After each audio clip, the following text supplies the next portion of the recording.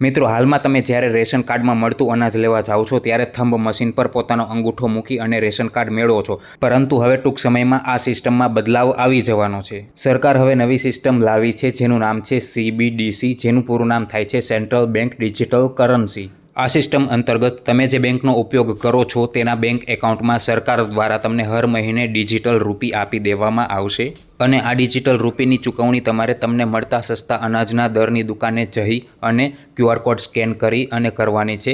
ત્યારબાદ તમને ત્યાંથી રેશન મળશે। મિત્રો, જે રીતે તમે ફોનપેથી કોઈક બીજાને QR કોડ સ્કેન કરી અને પૈસા ટ્રાન્સફર કરો છો, સેમ તેવી જ રીતે તમારે ડિજિટલ રૂપી સસ્તા અનાજના દરના દુકાને જઈ અને કરવાની છે। ત્યારબાદ તમને રેશન મળી જશે। પરંતુ મિત્રો, આ ડિજિટલ રૂપીનો ઉપયોગ તમે માત્ર તે દુકાને જ કરી શકશો, બીજી કોઈ જગ્યાએ તમે એ રૂપીની ચૂકવણી નહીં કરી શકો। આ નવી સિસ્ટમ લાવવાનો સરકારનો હેતુ હાલમાં રેશનમાં થતી ગેરરીતિ અટકાવી અને તેમાં પારદર્શિતા લાવવાનો છે।